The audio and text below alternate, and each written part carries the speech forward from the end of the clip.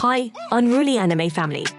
The story begins as a man is getting absolutely destroyed while training, and he fears that he will not survive.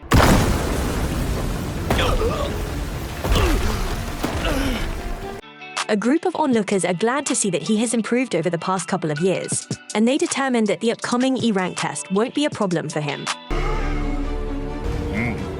この2年でなかなかに仕上がったな。これで E ランク試験とかいうのも問題ないね。むしろ会場ぶっ壊さへんか心配やで。A while later, entrants for the E-rank promotion test are registered. Our protagonist Rick is one of them, and the receptionist named Alika is happy to see him again. It's been 2 years since they last saw each other, and it was when Rick used to be a guild clerk. She was surprised to hear that Rick became an adventurer. And he can't blame her because starting off as an adventurer at age 30 is pretty unthinkable. Normally, people start off as F-rank apprentices when they are teenagers and become E-rank just 2 years after that. Alika wonders where he has been, so Rick explains that he was up in the mountains training with some senior adventurers. Some unruly drunk guy tries to make advances towards Alika, but Rick calms him down. Everyone's attention turns to them when the guy passes out, so Rick reminds everyone to drink responsibly. Alika gives him his exam ticket and wishes Rick luck on the E-rank test. Rick is horrified when his ticket has a really unlucky number of 4242. Outside, Rick tells some girl named Rionette that he finished registering, and she reminds him where her eyes are. Back inside, everyone is shocked to see an imprint of Rick's hand on the drunk guy's armor because it's made of steel. What's even more shocking is that the drunk guy is an infamous former A-rank adventurer. His name is Dommel the Fiendish Knight, and he is a wanted criminal. Alika is then shocked when she wonders if Rick has become strong enough to easily leave an imprint on steel armor. A while later, Rick's height is measured and the examiners are shocked to see that he's 32 years old. After that, participants have their magical energy tested by putting their hands on a crystal ball. A couple guys get D-, and one girl gets an AC+. Rick's turn is next, but the light he generates from the crystal is pathetic and he's given an F-.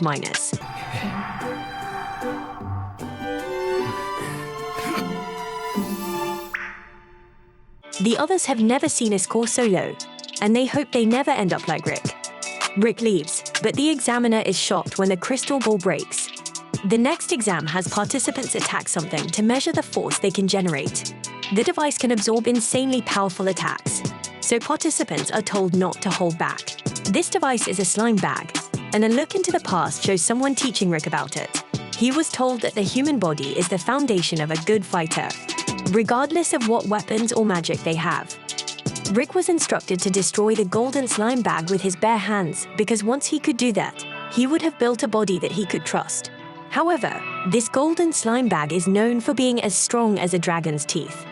Rick was sure that he wouldn't be able to destroy it with his bare hands, but he was told that doing so is simple for an adventurer.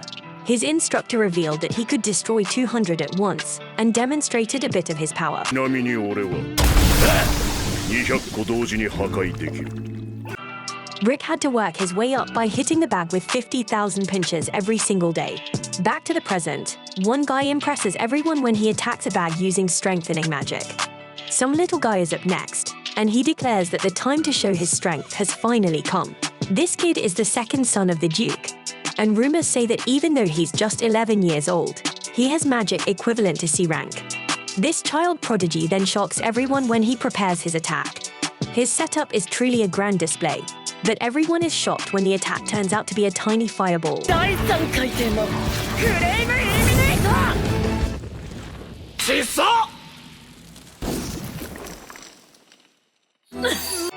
Everyone is still impressed by the damage it does, and they call him a genius. Rick is in awe as well because the kid used level 3 nature-composed blaze magic. Another look back at Rick's training shows some little girl using an insanely powerful fire attack on him. Both attacks were blaze attacks, but they looked really different, so Rick wonders if the kid compressed his for indoor use. Soon it is Rick's turn, but the examiner doesn't expect much from him. If magic isn't trained at a young age, then the chances for growth later in life are impossible. On top of that, Rick's results from the magic test were pitiful, so the examiner recommends that Rick just give up now. Rick actually agrees with everything he said, but he can't help but think back to his training. Rick was exhausted from punching the bag one day, but he refused to give up. Rick acknowledges that he started his journey really late, but he believes that his age shouldn't matter. Because of this, Rick strikes the bag and shocks everyone when he absolutely destroys it with a single punch. Rick doesn't even know his own strength, as he wonders if the bag was just effective. Everyone watches in terror as they wonder who he is. The kid is furious at Rick for stealing the attention, but he plans to show off during the defensive ability test. Moments later, we see that everyone is shocked again when Rick defends against level 4 nature-composed magic, something the kid couldn't even do. The examiner is surprised to hear that Rick only used level 1 magic to block the attack, so he decides to go up one level. For the next one, he will use level 5 attack magic. So the examiner suggests that Rick use something higher than level 1 defense magic. Rick then shocks everyone yet again when he reveals that he can only use level 1 magic on offense and defense. Rick assures the examiner that he will be okay, so the examiner takes offense as he believes that Rick is underestimating him. The examiner decides not to hold back and starts his incantation. He unleashes the level 5 attack, shocking everyone with its immense power, and even some nighttime worries about it from really far away. His name is Sylvester, and he rushes to the arena because he can't believe such a powerful attack will be used during an exam. Sylvester is then informed about Rick and how he was able to block a level 5 attack with just level 1 defense magic. He assumes it must be some kind of joke, but he is told that it isn't. It's just an impressive 32-year-old E-rank adventurer. Rick's report reveals that he was a good receptionist for 13 years. Sylvester doesn't seem to know what a receptionist is, though, and Rick's power makes him wonder if it's a title given to someone who has defeated a dragon. After the written exam, Rick expresses how confident he is that he aced it. Just then, the prodigy named Freed angrily approaches Rick. Rick barely remembers this kid, so he assumes that he's lost and offers to help him find his parents. The kid is furious, though, and explains that Rick took all the attention away from him. Just then, Freed's older sister Angelica arrives and is upset that Rick made her brother cry. Freed says that the 40-year-old man ruined everything, but Rick angrily corrects him by saying that he's only in his 30s. Angelica only believes her brother and challenges the 40-year-old man to a duel. Rick points out that she just got her glove dirty. Rionette explains that picking up the glove means he has accepted the duel. Moments later, the two arrive in an arena, and Angelica declares that she must punish the old man. Duels in the kingdom allow each participant to propose one condition for the duel. Angelica proposes that the loser must act as the victor's servant until the end of their lives, and her brother cheers her on. Angelica is a second-class knight, and Rick is shocked to hear that this means she's on the same level as an B-rank adventurer. B-rank adventurers are powerful enough to defeat monsters on their own. Rionette still tells Rick to take it easy on her. Rick thinks she has it all wrong and points out that he's just an F-rank adventurer who just registered a couple days ago. Rick fears that he won't make it out of the duel alive, so Riona tells him to just remember his training from the past 2 years. Rick begins to be inspired by the training montage that plays in his head, but he remembers how terrible it was and it just makes him throw up. Rionette tells him to be more confident and reminds him of the group that trained him.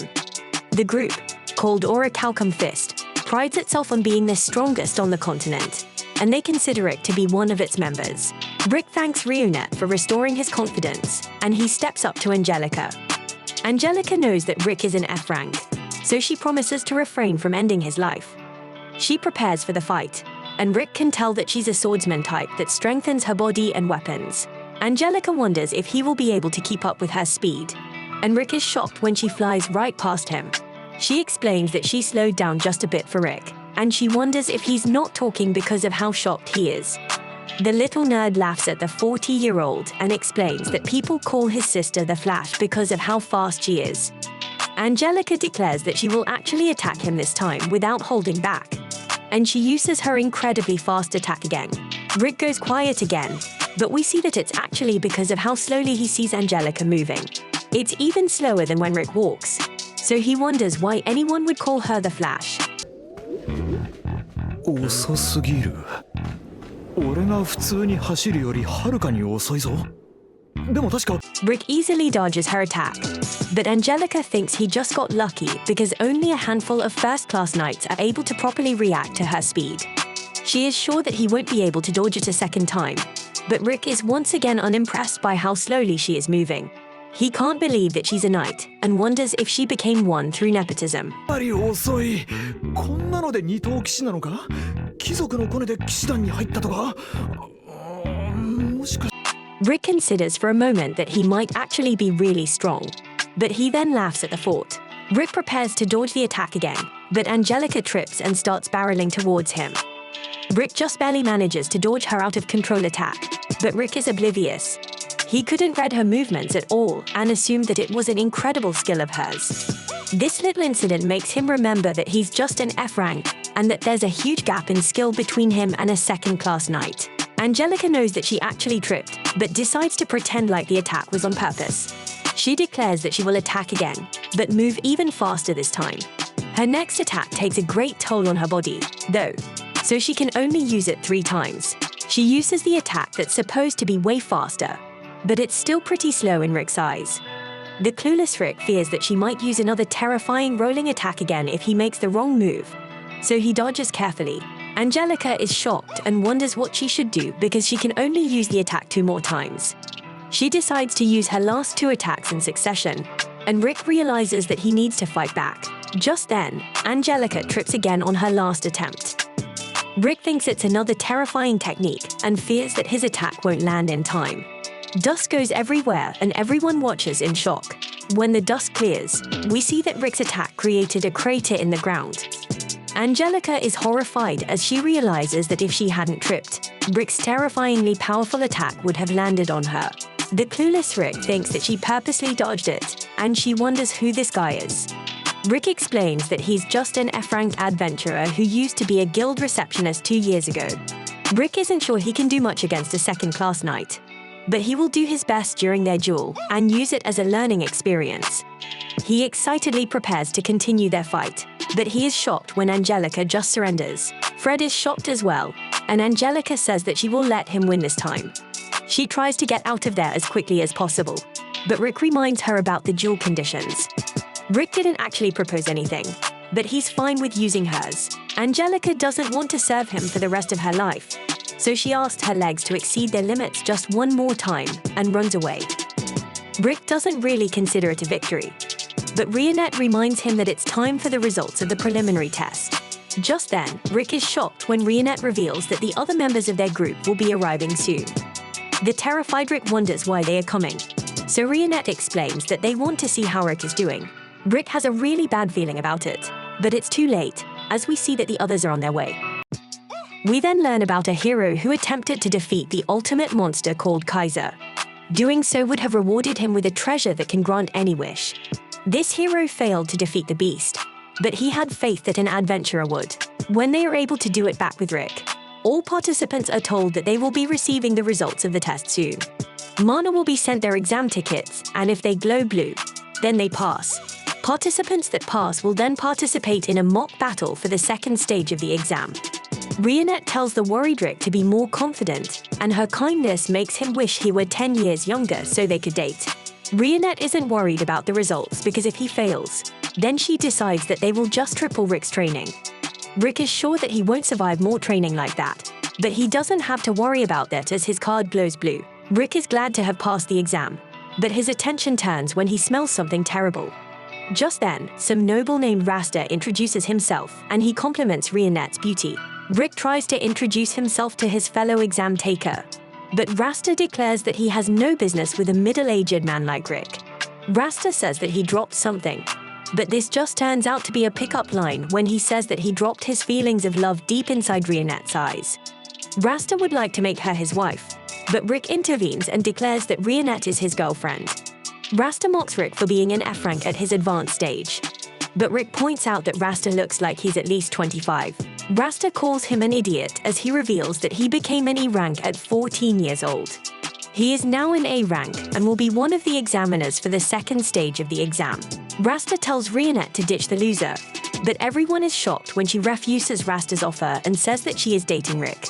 Rionette then embarrasses Rasta as she points out that his perfume is repulsive, and Rick realizes that this guy is what smells.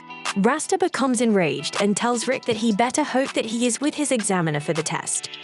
Rick apologizes to Rionette for saying she was his girlfriend, but she surprisingly didn't mind. She was actually happy that he got her out of that creepy situation. Rasta, on the other hand, has come to hate Rick, and he vows to put him in his place. Just then, we learn that Frida and Angelica are his younger siblings, and they complain to him about some old guy bullying them. This, of course, makes him more upset, and he promises to never forgive the old guy who made his family cry. His siblings tell him Rick's exam number, and Rasa comes up with a devious plan. The next day, Rionette reminds Rick to hold back his strength in the mock battle, but Rick has no clue why she would say that. Just then, some guy named Lynx explains that he will be in charge of Rick's test in the second stage. Rick is glad that his examiner isn't Rasta, and Lynx thinks it's strange that a clerk in his 30s would decide to become an adventurer. Rick assumes that the guy is looking down on him, but Lynx is actually in awe of his determination. Lynx is a fellow middle-aged man, and Rick has inspired him. He can tell that Rick has a goal that is motivating him, and Rick can't believe that this guy knows so much. Lynx explains that it's because the two of them are very similar. Lynx became an adventurer at age 25, and he is now in his 40s. It has taken him 20 years to reach B rank, but his goal is to become an A rank. Rick can tell that this guy won't give up on his dreams just like him, so he looks forward to testing with him. The two get along really well, as they even plan to get a drink after the exam. But we see that Rasta is listening. After Lynx leaves, he thinks about how he can tell how much Rick has trained just from his handshake. This inspires Lynx to train harder. But he is shocked when Rasta appears and says that he wants to talk back to Rick. Rionette can tell that he's in a really good mood. But participants in Rick's group are told that Lynx has fallen ill. Rick doesn't recognize the name when they are told that the replacement will be Rasta. But he is shocked when Rionette explains that it was the perfume guy from the day before. She points out that he's probably related to the nobles he met earlier, and everyone else in the group laments having Rasta be their examiner. They're all terrified of him, as he is known as the man of 1,000 spells. He has a more infamous nickname as well, which is the F-rank Crusher. Rasta is called this because he torments participants that have gotten his attention. Rick is terrified to hear this because he did a lot more than just get Rasta's attention. Elsewhere, Rasta shows his immense power as he eliminates one of his own elite guards. Rick paces as he worries because he antagonized the guy who knows 1,000 spells. Rick considers himself to just be an F rank that only knows first nature magic, so he wishes he could just go home. Going home would result in his training getting tripled, so Rick realizes that he's a dead man no matter what he does. Rick has lost all his confidence because people keep mocking him about his age, but Rihanna believes that he can flip it. Instead of losing confidence, he can gain confidence when others insult him. Rick is ensued. Bria then knows that he is strong, and she is confident that he will succeed and pass the exam. She has believed in Rick since the day he decided to become an adventurer, so his confidence is restored. Just then, a stranger calls him a young man, and this person can tell that Rick is struggling with something. He compliments Rick's youth and offers to do some fortune-telling for him. Rick isn't so sure about it at first, but the guy offers to do the first one for free. Rick can't resist, so he goes to take a seat. But Rionette notices a magic circle on the chair. Rick disappears, and the stranger reveals that he's actually freed, and he declares that he's a great actor. Rionette demands to know where he teleported Rick, but Freed refuses to say anything. The furious Rionette demonstrates her terrifying power as she slices off all the Freed's eyelashes, which have the slightest movement. Rionette terrifies Free by declaring that she will take one of his eyes next, and she even lets him choose which eye he will lose. Fried is absolutely horrified and reveals that he can only teleport objects 100 meters away, so Rick should be close by. Nearby, Rick finds himself outside the venue, and he is confronted by a large group of serious-looking guys. Some butler-looking guy explains that there are the elite guards of the Dumut family, and they need Rick to sleep for a while. Rick realizes that it's the noble family that just keeps bothering him, and the guards explain that they have to make it so Rick can't participate in the exam. Rick can't believe that they're resorting to dirty tricks like stalling him, but the butler points out that they aren't stalling him. They are ganging up on him. The butler reveals that their powers are equivalent to BNA ranks, and Rick realizes that there is no way he can win. Just then, a group appears, and Rick is terrified to see that it's the senior members of his party. They wonder why Rick is outside when he should be taking the exam, and the guards are shocked to see that the big guy looks like a talking orc. The guards confront the big guy, but for some reason Rick lies and says that this group is helping him warm up before the exam. The big guy says that he will help out as well, but Rick just gets worried and pleads for the butler to have his men back off for their own good. He explains that their lives are in danger, but the butler ignores him and tells his men to eliminate everyone. One guard tries attacking the orc, but everyone is shocked when his sword shatters on the big guy's head, which doesn't even move an inch. The orc commends the guy for strengthening his body, but points out that he needs to do a better job strengthening his weapons. The guy tries to punch the orc, but he's easily stopped and his hand is shattered in the process. The orc surprisingly heals him and even gives him advice on how to stay more balanced during a fight.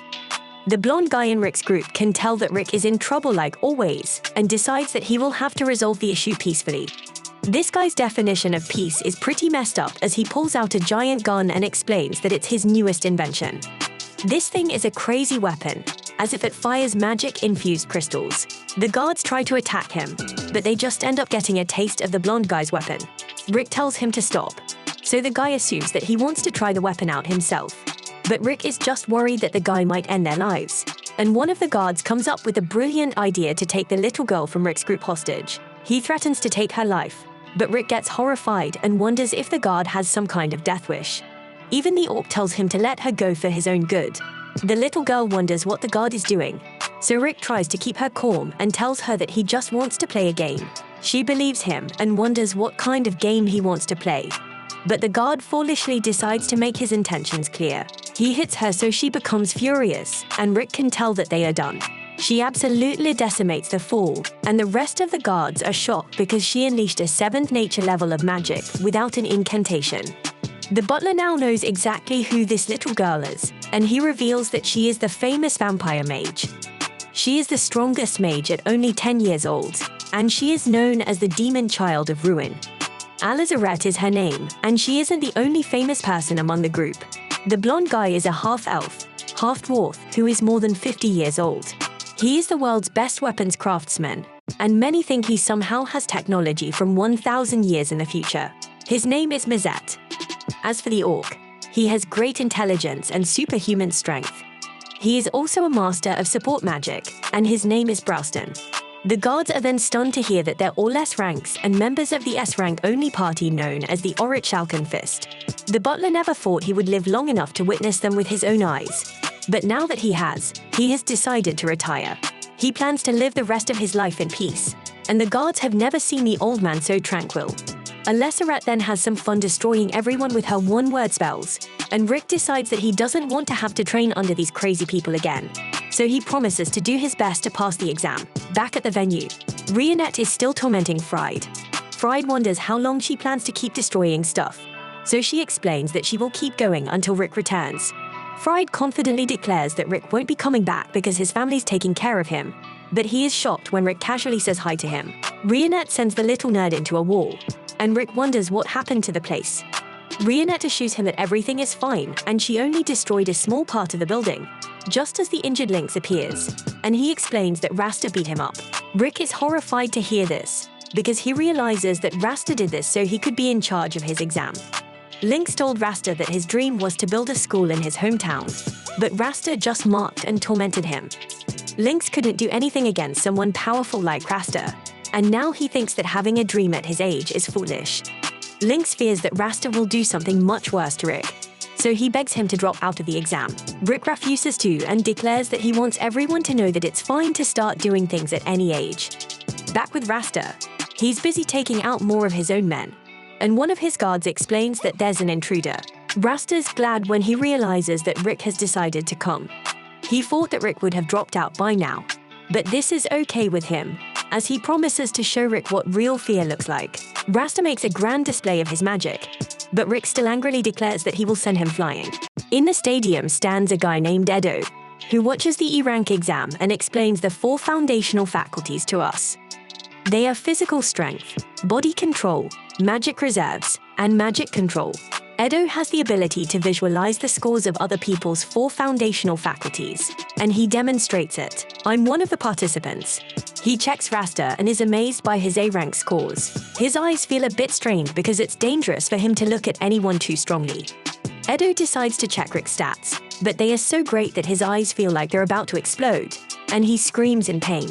Nearby, Alika and Rihana introduce themselves to each other. The other members of Rionette's party call her over, so she invites Alika to join them. Alika is shocked to see an orc sitting there, and Rionette declines Mizette's offer to sit next to him because she knows that he has bad intentions. Mizette offers the seat to Alika after he takes an interest in her, but Rionette gets Alika to safety. Rick finally enters the arena, brings some, and asks Rionette how their old rookie will do. Rionette reveals that he will pass the exam, but Alika points out that it won't be so easy because he's going against Rasta. Rasta is an A rank, and he always goes overboard to embarrass all the rookies. Alika is shocked, and the members of Rick's party say it won't be a concern. Rasta's siblings cheer him on, and Rasta is impressed that Rick was able to get away from his guards. Rasta declares that he's nothing like his weak guards, but Rick can tell that just by looking at him. Rick wonders why Rasta became an adventurer in the first place, so Rasta explains that he's a noble, so he just did it to raise his status even further. He has actually grown bored of being an adventurer and is just waiting for the perfect time to quit. Rick can tell that this guy's not a real adventurer, so he refuses to lose to someone like him. Rasta starts to fight off with a level 1 attack, but he wonders if Rick is terrified after not moving at all. Rick isn't scared, as he's just reminding himself not to let his anger control him. Rionette told him to use the first minute of his fight to calm himself and observe his opponent. Rick does that, but Rasta is impatient, and Rick is done seeing him use level 3 magic without an incantation. The insanely powerful attack hits Rick, but he remains strong as he's analyzing his opponent. Just like Rionette said, Alec is worried about him, but Brazen says that an attack like that is nothing for Rick. He explains that out of the 4 foundation faculties, magic reserve has to be developed before a person reaches the age of 20. Otherwise, there is no hope for further growth. Rick became an adventurer at 30, so his magic reserves are extremely low. However, Brazen had a solution, and we look into the past once again. Brazen told Rick that the one thing he could always depend on was his body, and he decided that they would take a little stroll to the next town over. Their problem was that he strapped Rick to some giant weights that weighed 100 kilograms each. Rick was horrified, but Ossan just told him to hurry up because there was a den of carnivorous monsters in the forest. To make up for his lack of magic reserves, Rick trained exhaustively in the other 3 areas. Rasta attacks Rick with level 4 magic this time, but Rick once again is unfazed. Boston then reveals that for physical strength, he built Rick up from scratch. Even though Mizette hates doing bothersome things, he was the one who taught Rick magic control. Mizette took on this responsibility because he didn't want Rick to turn into a pile of ass after an attack. One day, Rick was trained in body control by Rionette, and Alyssa is shocked to learn that Rionette is not just some normal maid. Rick amazingly latched onto all the training they threw at him, and he now stands within the realm of S rank just like the rest of them. Rasta unleashes another attack, and Rionette explains that Rick has no awareness of how powerful he is. This is because no matter what kind of insane training they put Rick through, they always told them that an F rank should be able to do it easily. Just like the time Rossum told him that an F rank can smash through a giant boulder with 1 strike. Rasta does some trash talking as he unleashes a barrage of attacks, and Alyssa is horrified when one attack seems to crush Rick. Rasta mockingly says that he went a bit overboard, but he is stunned when Rick emerges unscathed. Rasta is annoyed by his resilience, and his siblings are shocked by the old man's strength. Rasta powers himself up to finish the battle with his first, but Rick just easily knocks him back. Rick now finally understands what Rionette was telling him. Rasta is so obsessed with the talents he was born with that he has neglected to refine and further them. Rasta has vast reserves of magic, but he is sloppy with everything he does. Against an opponent like Rasta, Rick assured me that he couldn't lose. Rasta says that Rick just got lucky, and his siblings are amazed when he finally decides to use his full incantation magic. His long incantation results in a crazy big fireball attack, but everyone is shocked when Rick easily stops it with just one hand. Rick declares that the attack was too sloppy, and Mizette explains that Rick worked his magic with a high degree of accuracy to block the attack. Rick was so precise that he didn't have to use 100,000th of the energy that Rasta used to create the attack. This means that someone like Rick, with barely any magic reserves, can do stuff like that as long as they have precise magic control. Rasta continues to say that Rick is just getting lucky and going in for another attack. Rick is too quick for him, so Rasta must change his body to steel to avoid getting obliterated. Rasta finally admits that Rick possesses abilities above any rank, but still says that luck is on Rick's side. Rick can't believe that this guy still refuses to acknowledge him. so he points out that he wasn't even using magic. He was just using body control. Rasta just wants to know how Rick got so strong in just 2 years. But Rick is insulted by the question as he thinks about his torturous training. He had to run through explosions and swim through monster capture fluid until he choked on it. And he wasn't allowed out of a dragon's den until he defeated it. Alec is horrified to hear about just some of the training he went through, because normally someone wouldn't survive it. She is then shocked when Brazen reveals that Rick didn't survive it. He lost his life multiple times, but Brazen's heal can bring someone back to life as long as it's applied immediately after passing away. This kind of horrifying training was necessary because repeatedly breaking down and rebuilding someone's body is how they get stronger. Mizet was also impressed by how Rick stayed in there, no matter how crazy the training got. He looks back to his training with Rick and how he would kick Rick off a mountain so he could develop a sense of being able to see the wind. This, of course, led Rick to lose his life repeatedly, and Ossan would have to revive him. Rionette was just as guilty of this type of training, as we see that she would crush Rick under boulders. Rionette's training involved learning to cut falling trees by using their momentum, and this caused Rick to lose his life as well. Rasta just assumes that Rick is lying because he refuses to believe that such terrible training even exists. And even if it did exist, he can't see anyone being motivated enough to go through it. Rick's response is simple. His dream is his motivation, and his dream is to defeat the world's strongest monster, Kaiser Alcipiat. Rasta and Free to have a good laugh as they call Rick an idiot, and they can't believe that he is being serious. Alika knows that Kaiser Alcipiat is the ultimate monster that appears in the legends of the hero Yamato, and some reveals reveal that Rick's goal is also the ultimate goal of their group, the Orihalcon Fist. Rasta points out that the legends of the hero Yamato are just bedtime stories for kids, and defeating Alcipiat is the dream of a small child. Rick doesn't care what Rasta thinks, as his dream has nothing to do with him anyway. Rasta agrees and decides to put an end to their battle.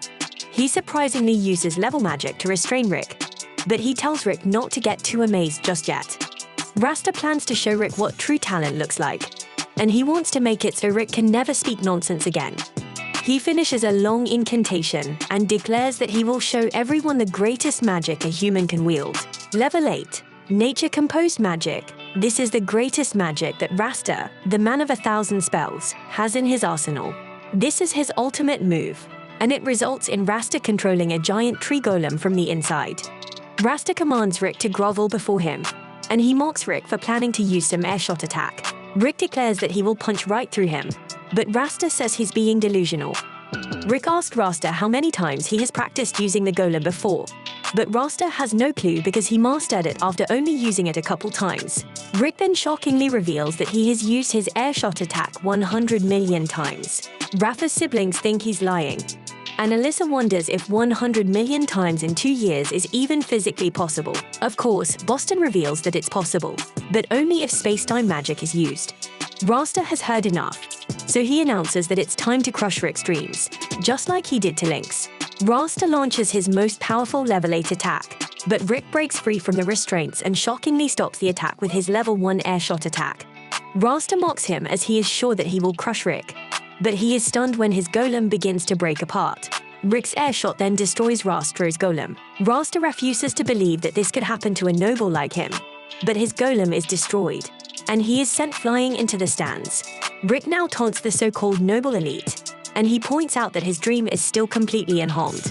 Everyone is amazed to see Rick victorious because he just looks like a normal old guy. Rick's group congratulates him on his victory, and Rick finally realizes that he really has gotten a lot stronger. He can't believe that he didn't realize how strong he actually is until now, and he thanks everyone for helping him. And they hear Rasta's siblings telling Rasta to get medical treatment, but he's determined to speak with Rick. Rick can already tell that Rasta is wondering how an elite like him could lose to a late starter like Rick. Fried must be held back from defending his brother, but Rick just has an answer for Rasta. Rick simply explains that he limits the number of techniques he uses, and he trains himself exhaustively in them. Rick gives Rasta some advice on how he can do the same, but the noble is still angry. Rasta promises to be Rick's examiner against and for his next promotion, and he declares that he will win next time. Rasta and his siblings leave with him, but Angelica surprisingly shows Rick some respect. The next day, the participants who passed the E-rank exam are announced over a loudspeaker. Their numbers are announced in order, so Rick patiently waits while his friends wait nearby. Rionette was surprised to see him so calm, so Rick explained that he was just remembering something. Rick thinks about his past and how he wanted to become, just like your motto. This meant becoming an adventurer to try and defeat Kaiser Alcipiat. Unfortunately, his mother thought it would be too dangerous, and his father wanted Rick to stop believing in fairy tales. One day, Rick found some hope as the doctor discovered that Rick had a marker indicating that he had an inborn skill. People who have the marker are extremely rare, but Rick was one of them. Rick was stunned to learn that he could have an incredible power like Yamato, but he was told that it wasn't something a person could manifest through training. Rick was still excited, and he was told to just relax and wait for his skill to come out. Rick couldn't have been any happier, and he decided that once his skill manifested, he would proudly declare to his parents that he was going to be an adventurer. As the days went by, Rick's friend would ask if his skill had manifested yet. It still didn't show up after a year. But Rick kept his spirits up and thought that it would reveal itself when he wasn't a kid anymore. Eventually, he would become discouraged, and he was told that there were cases where people with the marker never manifested their skill. There are still a lot of adventurers that don't have any skills, so his friend suggested that he become an adventurer anyway. They told him how much money he could make, but money isn't why Rick wanted to become an adventurer in the first place. One day, Rick's mom was glad to hear that he had been hired as a receptionist at a guild. His parents were proud of him for finding a stable job, so Rick accepted that this was his life now. Rick went about doing his new job, but he still continued testing to see if his skill had manifested. Years and years went by as Rick's parents aged, but Rick never stopped reading about the legends of Yamato. His daily life was as a receptionist, but Rick never gave up on his dream. One day, Rick explained to Alika that monsters had been driven out of their lairs, so they had been wandering into town. Things are starting to get a bit dangerous, and some new quests will be announced soon. They were mostly low-level monsters, so he assumes that they would be D-rank quests. An adventurer named Zaid was a friend of Rick's, and he revealed that he was promoted to B-rank. This marked the moment when a person could make a living just by adventuring. Rick congratulated Zaid, but he couldn't help but be upset with himself. Rick had done the same job for 14 years, and he's gone nowhere. Meanwhile, Zaid had been promoted several times.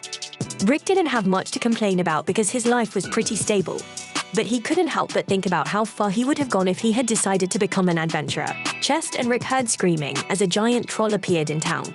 Rick was shocked because it was incredibly rare for a mid-level monster to be there. Rick heroically tried to protect a girl, but she just told him to get out of the way. This girl destroyed the beast, and Rick was shocked as this girl simply thanked them for trying to save her. This was when Rick first met Rionette, and she revealed that she was an adventurer. Rick assumed that she was of a B rank, but she was not. Rick was then sure that she was an A rank, and he was super excited because he had never seen an adventurer fight up close. Rick was then stunned when she said she wasn't an A rank either, and she was actually an S rank. Rick was incredibly nervous because S ranks are the cream of the crop. He had a question to ask her because she's an S, but he hoped that she wouldn't laugh at him. Rionette explained that laughing would not be a concern because since the 9 years that had passed since she was 8 years old, she had never laughed. Rick just let it all out and revealed that he has always dreamed of defeating Kaiser Alcipiat. On top of that, he also has an innate skill that hasn't manifested yet. He explained that he was 30 years old, so he asked her if she thought there was still time for him to become an adventurer. Rionette acknowledged that Rick had courage because he tried to save her, but he was 30 years old and he never trained his magic reserves. Rick already knew about this limitation, but Rionette explained that it's not just hard to develop magic resistance after not training it when you were young. It's basically impossible. Adventures need at least some magic reserves, so she was confident that Rick had no chance at making it as an adventurer. Rick kept a positive attitude as always, and he thanked Rionette for the reality check.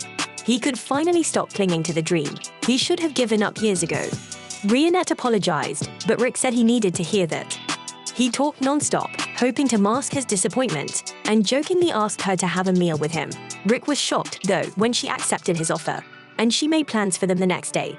The next day, Alicia could tell that Rick was in a good mood, and he excitedly told her that they should work their hardest. Zaid arrived at the happy place, and Rick excitedly gave him his quest. Rick couldn't believe that he was having dinner with a girl like Rionette, and he realized that his life wasn't so bad after all. Just then, people began scrambling as a monster appeared, and Rick's good mood was ruined. Rick got worried when he spotted Rionette, but he remembered that she can handle herself easily.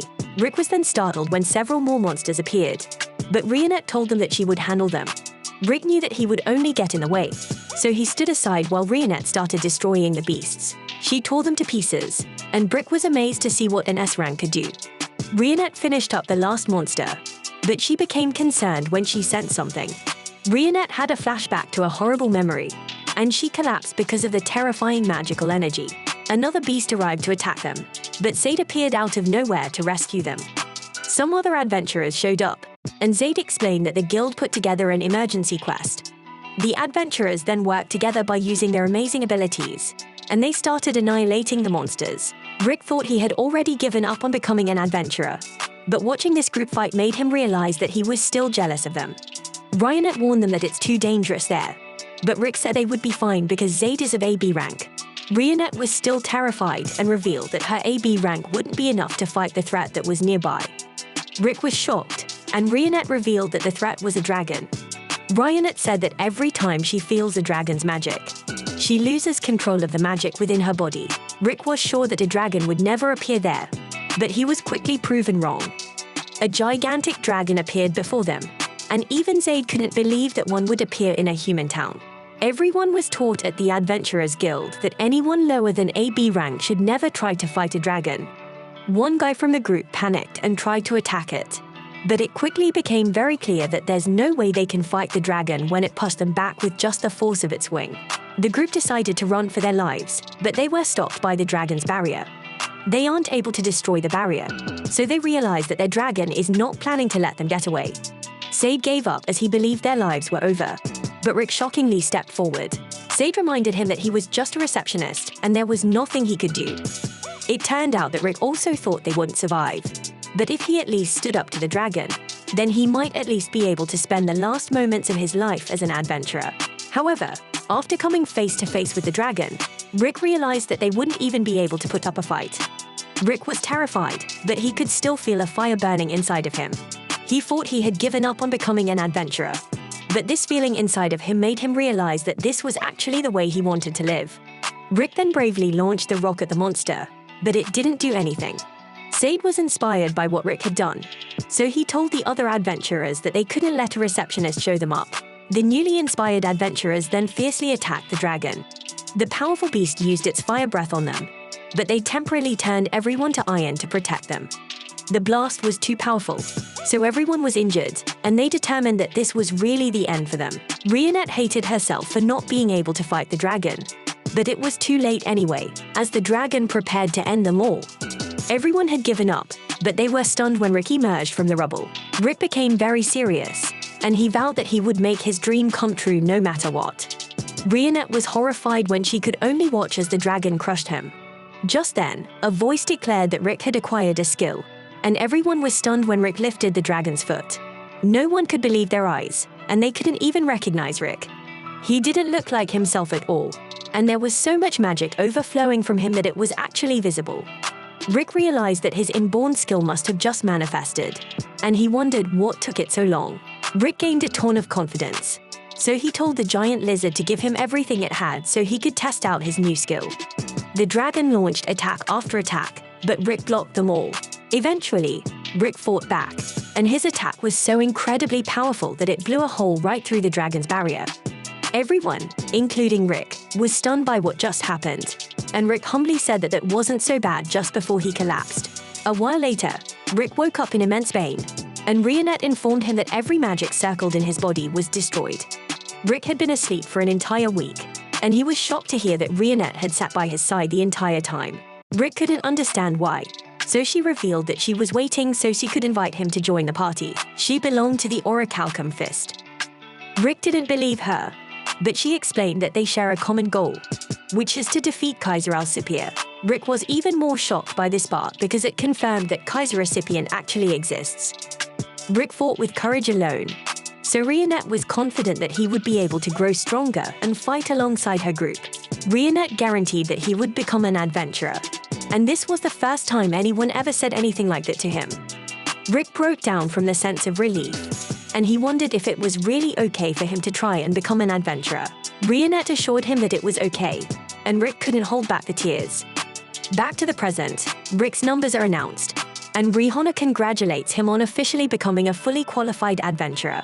Rick credits his mentors for teaching him, and he thanks his old self for never giving up on his dream. Lynx congratulates Rick on passing and reminds him about the drink they're supposed to get. Rick thinks it's a great idea, but he is shocked when Lynx expresses an interest in meeting his party and asks to visit them. Rick's face makes it clear that he is hesitant, but he agrees to let him meet them. A while later, Lynx is on his way to visit, but he thinks it's strange that Rick told him to wear his most powerful equipment. Lynx arrives at the designated location, but he doesn't believe he's at the right place because it looks like the Demon Lord's castle. After ringing the bell at the place, Rick comes to greet him. Lynx noticed that there were no monsters on his way to this place, so Rick explains that monsters don't go near there.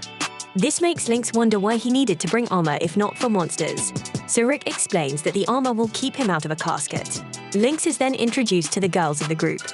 He hopes his own daughter will end up happy like Alyssa, but he is shocked when Alyssa uses a level 6 spell by just saying the word bone. Rick rescues Lynx from being obliterated, and he scolds Alyssa for using magic in the castle. Lynx is stunned to hear that she just wanted to play, and Rionette explains that she will have to deduct the cost of repairs from Alyssa food budget. Alyssa begs for forgiveness, so Rick decides to spend some time with her so she can calm down. Lynx is left to relax for a while, and he marvels at how huge the place is. He goes to see Mizette outside, and Mizette explains that making crazy weapons is a hobby of his. Lynx tries out his latest weapon, and Mizette instructs him to put magic into it while pulling the trigger. The powerful recoil sends Lynx flying backward, and the shot does major damage. The recoil was a bit too much, so Mizette decides that he will have to make some changes to the weapon. Lynx is stunned by the weapon because if it were mass-produced, it would change war forever. Lynx is beginning to see just how crazy this place is, and he meets Broston next. Being surrounded by books calms Broston, and Lynx wonders if this intellectual orc is also a member of the party. Broston says that he has read most of the books in his library, but he hasn't had much time to read recently because he has been training Rick. Broston offers to give Lynx a training lesson as well, so Lynx eagerly accepts. Broston likes the look that Lynx has in his eyes, as he senses the same light he sees in Rick. A while later, Rick is shocked to hear that Lynx went with Broston into the forest. Rick is terrified because he knows how dangerous that is. We then watch as the terrified Lynx screams because he thinks his life is about to end. He goes flying off a mountain, and he says goodbye to his wife and kids. Luckily, he lands safely on the food that Rihanna has gathered for dinner. She notices the weights attached to Lynx and determines that this was Broston's doing. Lynx confirms this as he explains that Broston told him to run down a slope so steep that it was basically a cliff. Lynx is sure that he wouldn't be alive if it weren't for Rionette, and she explains that Broston ended Rick's life the most out of everyone that trained him. Lynx is so terrified by that statement that he pretends he didn't hear it, and Broston arrives to continue their training. Afterwards, Lynx is relieved to still be alive, and he tells Rick that Broston was only supposed to give him some light training.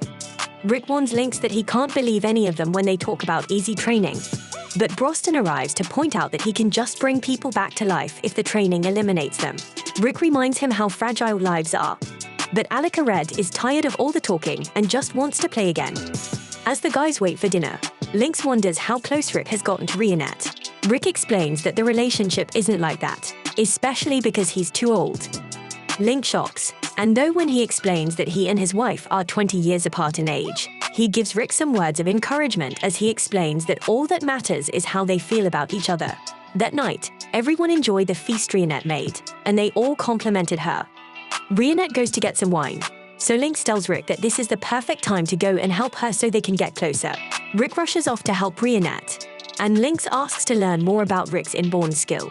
Froston reveals that Rick's skill is the type that is activated by certain conditions. This means that Rick is not able to activate it himself.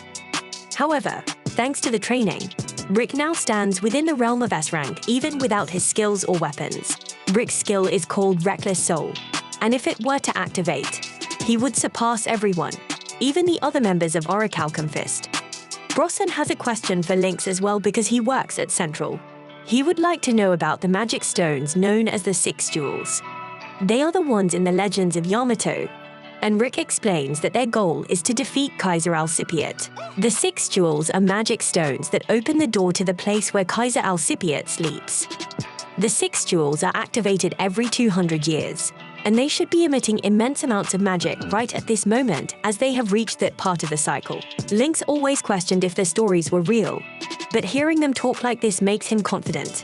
He has no information about the stones right now, but he promises to check the confidential department to see if he can find something. And Rick asks if Lynx has any other good advice. He tried to help Rionette like Lynx said, but she is great at everything and didn't need much help. The next day, a new adventurer wonders why she has to clean the guild when she has the ability to defeat monsters. She spots Brossan asking to take on a certain job, but he is denied. Brossan can't understand why, though, because the job's danger level is only 82 and they can handle it easily. The girl adventurer thinks this group looks pretty strange, and she thinks about how she has never seen the guild master be so differential with adventurers before.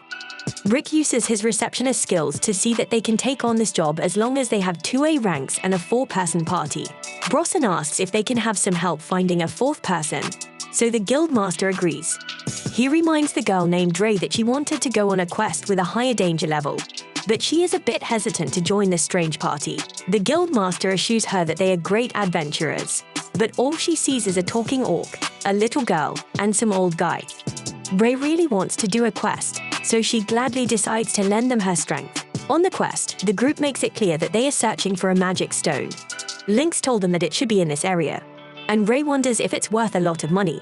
The stone is quite valuable, but it's dangerous to handle without proper precautions, and it's capable of drawing monsters to it. Ray is worried because she is confident that she can handle any monster. She is only in F rank right now, but she is sure that she will be in A rank in no time. Rick reveals that he just reached E rank, and Ray realizes that he's a late starter, just like she thought. Rionette is back home, so she hopes that the others are okay. Mizette reminds her that Brozon is with them, so they should be fine. The little weirdo then uses his gadgets to try and get a peek at Rionette Delicates. Rionette stops him and destroys his machine. Back with Rick, Brossan determines that they're getting to the lair they are looking for. Ray is terrified to see a wyvern and shocked that they are looking for a wyvern lair. She warns Brossan not to get too close to the beast without a plan first, but Brossan just doesn't seem concerned. He tells a ferocious monster to move as he sends a fly across the forest, and he tells Ray that the plan is just to knock down any monsters he sees. Ray fears that his attack will just cause more wyverns to appear, but that is actually what Bronston wants. Bronston tells Rick to get Ray to a safe area so she doesn't turn to ash, and she is horrified to hear how much danger she is in. Rick takes her to an open field and reminds her that she's supposed to be strong. Just then a wyvern gets tossed right next to them, and we watch as Alyssa, Red, and Bronston make quick work of a flock of wyvern. Ray is shocked by how far they are throwing the wyvern, and she is startled when a giant tread one appears before her. Even an A rank would have a hard time against her, so she thinks they should run. Rick agrees that they should run away, but there is something he wants to check. He refuses to back down, even if the odds are against them, so Ray decides that she will have to fight by his side. Rick can see how determined she is, so he allows her to back him up. Ray begins preparing a spell to protect Rick, but she is utterly stunned when Rick absolutely destroys the beast. Rick celebrates, as this confirms that he really is strong. The next day, Ray is exhausted, and the guildmaster explains that nothing good ever happens when the Orihalcon Fist shows up. A look back to the day before shows Ray wondering what they were going to do with the wyvern corpse. Their answer was pretty surprising, as Rick explained that Rihanna was going to cook it for dinner. She can't believe that anyone would eat a wyvern, so the guildmaster explains that people say that members of the Orihalcon Fist are the strongest on the continent. He hopes that her experience with them made her realize that she shouldn't be going on dangerous missions, but actually just motivated her to train harder. Back with our group, we see that they were successful in obtaining one of the 6 jewels called the Crimson Blossom. It has an incredible amount of magic in it, and it should help them find the other jewels. Alice wants to be the one to activate it, but everyone decides against it because she would just blow it up like she does everything. Mizette is the one to do it, and a map of a large city pops up. The city is called Heractopia, and combat flourishes in that country. They are also famous for their Colosseum. We then get a glimpse of a fight taking place at this Colosseum as the girl is announced a winner. I appreciate you viewing my anime recap. Unruly family, please let me know what you think about this anime recap by liking, sharing, and commenting. And please subscribe to the channel to help us reach 5,000 subscribers.